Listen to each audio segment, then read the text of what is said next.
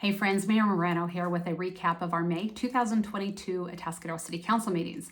We had one meeting on May 10th. It was fairly short. We discussed weed abatement.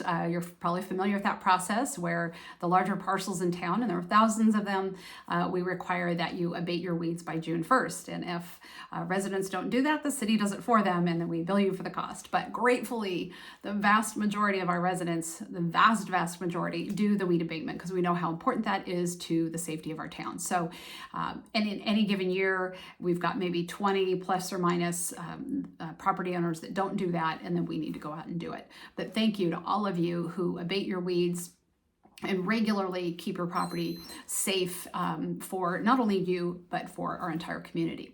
Let's see, the second thing we did was we heard a majority protest vote related to Proposition 218, which is the increase of sewer rates.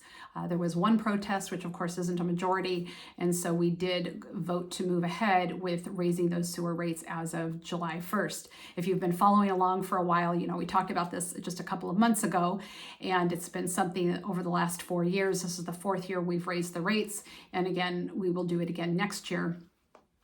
And essentially, we hadn't done it in a quarter of a century, so we were lagging behind in our sewer rates in terms of really keeping up with the infrastructure and the complete overhaul of our sewer plant that will be taking place. So that is, again, July 1st will be the date that those new rates go into place.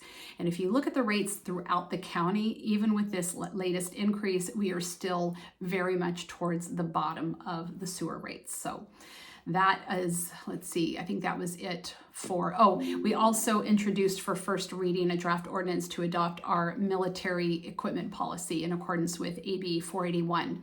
And I talked about this last month from our April 26th meeting. So that all took place on the 10th. Then on the 24th, the key thing that we talked about was our, let's see, let me get this right, the affordable inclusionary housing impact fee nexus studies. A lot to say there. Oops, let me get that out of the way.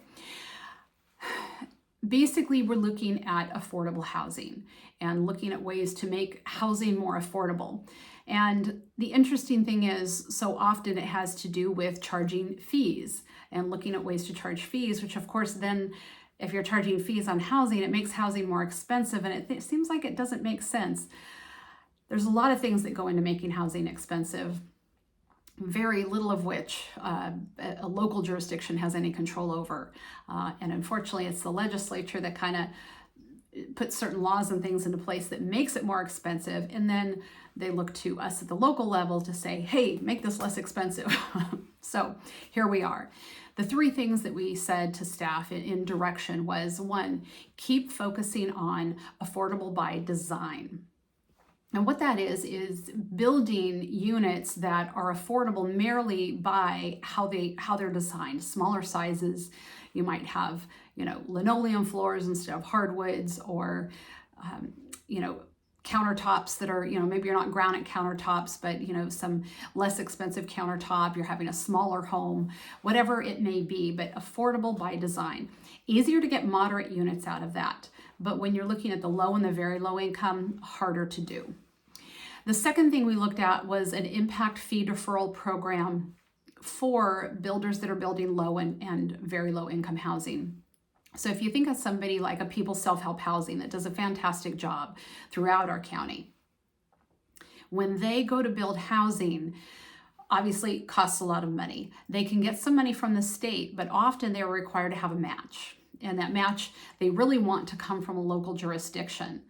And so there are a couple of ways we can match that. One is in affordable housing fees that we have collected over the years. The other is in us deferring our impact fees to them. And so that's one of the things we said to staff is, yes, let's look at deferring impact fees for those kinds of developments. The third one gets us to that fee piece. And so it would be charging a fee on new housing development. None of us like to do this, quite honestly. The more you charge a fee, the more expensive things become. But we're in this space that if we're not getting the low and the very low income housing built, we're really going to run into a problem, not just potentially with the state, as they allocate certain numbers to us and say, you've got to allot for this. And the threat in the last year or so, and what we feel could be coming, and what we're told might be coming, is the state could at some point require that those units get built, even though we as a city have no control over the private market to say, hey, you go build those units. It's not the way it works, nor should it work that way. But if it does come down to that, we are sitting in a position at the city to say, how do we help to make this more possible? So I mentioned organizations like People's Self-Help Housing, and there are others, but that they need more matching money. They need more funds to help make it possible for them to build. And the only way for us to get that money is to charge that in the form of impact fees. And so what the council said, and we looked at this and unanimously agreed that we do need to look at some sort of an impact fee program on new housing development moving forward.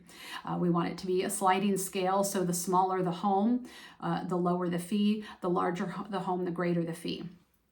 In the Nexus study, the rationale behind this is that those in the larger homes end up using services, out and about in town, at their own home, of employees that tend to be in the very low income category.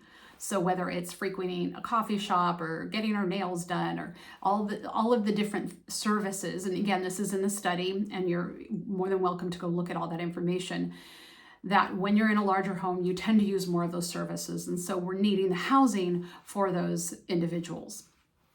So that's sort of the summary of what that looks like in terms of affordable by design, impact fee deferral, and then a potential new impact fee for new home development.